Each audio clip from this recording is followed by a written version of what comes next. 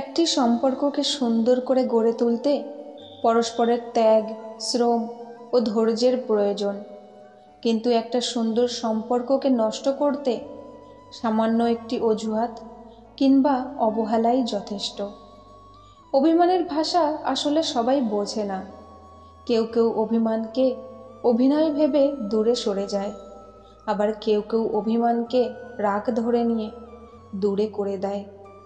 কপালে সুখ লেখা না থাকলে সে কপাল পাথরে ঠুকেও কোনো লাভ নেই। এতে কপাল ফোলে, কিন্তু ভাগ্য একটুও ফোলে না। বরফের চেয়ে ঠান্ডা হলো ধৈর্য, কারণ বরফ যেটা করতে পারে না তার চেয়ে অনেক বেশি পারে ধৈর্য। যেটা পাবার জন্য তুমি অস্থির হয়ে থাকবে সেটা কখনোই তুমি পাবে না। কেবলমাত্র সেটাই পাবে যেটার জন্য তুমি ধৈর্য রাখতে পারবে। ভালো নিশ্চয়ই হও, তবে কাউকে প্রমাণ করার জন্য নয়। মানুষই একমাত্র প্রাণী যে খুশি থাকার জন্য সারাটি জীবন দুঃখী থাকে। ভালোবাসার কথা হলেই সবাই আগে মনের কথা বলে, কিন্তু এই দুনিয়ায় ভালোবাসা আজও চেহারা দেখেই হয়। পৃথিবীর কোনো মেয়েই 6টি গাড়ির মালিককে ছেড়ে 6 প্যাকওয়ালা ছেলেদের কাছে যাবে না। তাই জিমে যাওয়া বন্ধ করে কাজে যাও। অন্যের চরিত্র তারাই বিচার করে যাদের নিজের চরিত্রের ঠিক থাকে না। একজন ভালো বাবা হওয়ার আগে একজন ভালো স্বামী হওয়া প্রয়োজন, কারণ সন্তানরা সবচেয়ে বেশি ঘৃণা তাকেই করে যে তার মাকে কষ্ট দেয়। এই ঘৃণার পরিমাণ এতটাই বেড়ে যেতে পারে কি পিতৃত্বের টানটাকেও হার মানায়। তাই সন্তানের কাছে হিরো হতে গেলে আগে সন্তানের মায়ের কাছে হিরো হয়ে দেখানো প্রয়োজন।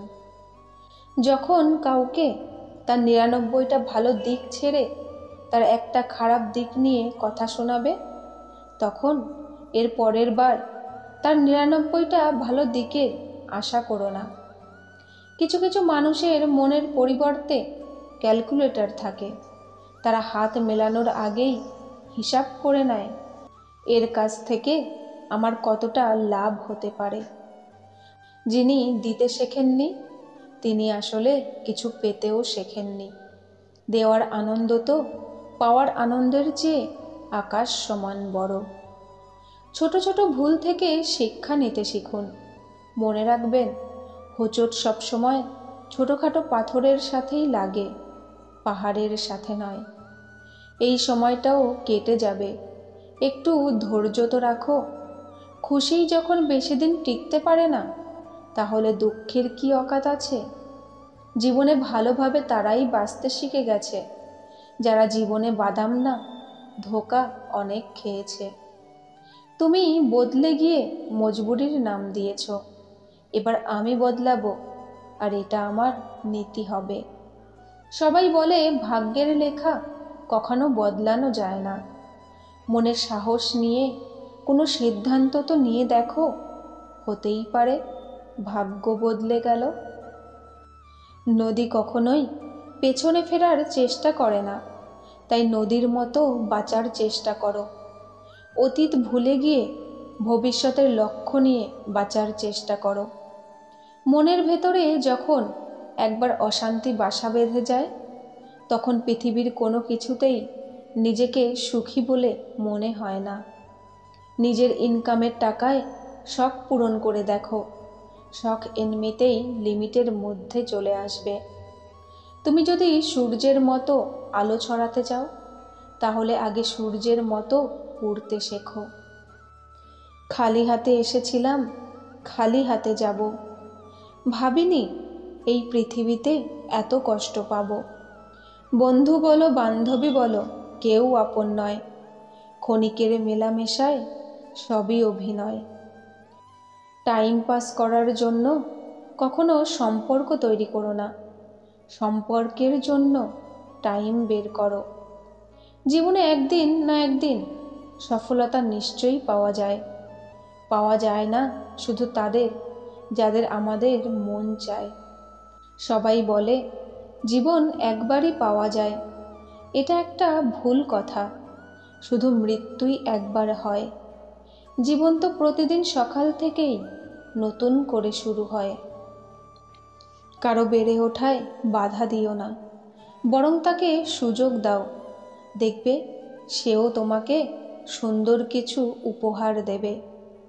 জীবনে তিনজন মানুষকে কখনো ক্ষমা করতে নেই: যে ভালোবাসার অভিনয় করে, যে বন্ধুত্বের সুযোগ নিয়ে বেইমানি করে, যে বিশ্বাসের অমর্যাদা করে। যে আমার সাথে ছিল বলে খুব অহংকার করতাম, সেই আমার ভালোবাসাকে হাস্যকর বানিয়েছে। একদিনে 24 ঘন্টা সময় সবার কাছেই সমান থাকে।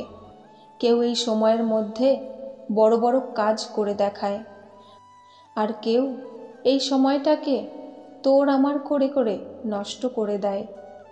মানুষ যাকে হারাতে সবথেকে বেশি ভয় পায়, তার কথাগুলোই চুপচাপ শুনে সহ্য করে নেয়।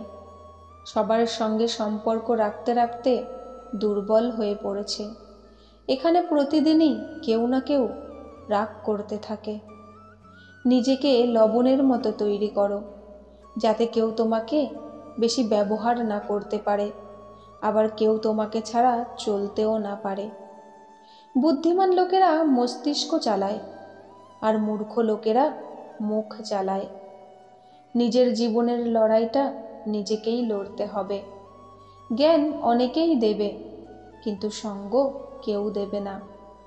অন্যদের ভুল সবাই দেখতে পায়, কিন্তু কথা যখন নিজের হয় তখন লোক অন্ধ হয়ে যায়। কোনো নিয়ম তৈরি করতে চাইলে আগে নিজেকে সেই নিয়মে চলতে হবে। গিরগিটি তো নিজের নামের জন্যই বদনাম হয়েছে। মানুষের থেকে বেশি রং আর কেউ পাল্টাতে পারে না। রাগ আর ঝড় দুটোই একরকম। থেমে যাওয়ার পরই বোঝা যায় ক্ষতি কতটা হয়েছে। মুখে যাদের মধু ঝরে, তারাই পিঠে ছুরি মারে। আগেকার মতো এখন আর বৃষ্টির দিনে বাচ্চাদের জলে কাগজের নৌকা ভাসাতে দেখা যায় না, কারণ এখনকার বাচ্চারা সবাই মোবাইলকে নিজের বন্ধু বানিয়ে নিয়েছে। প্রেম ভালোবাসার জন্য মাথা নত করাটা ভালো, কিন্তু কখনো কারো পায়ে পড়ে নিজের আত্মসম্মান বিসর্জন দিয়ে ভালোবাসার ভিক্ষা চেও না। আমাদের আপন লোকগুলোই আমাদের মনে আঘাত দেয়। অন্য লোকেরা কি আর জানে কিসে মনে কষ্ট হয়?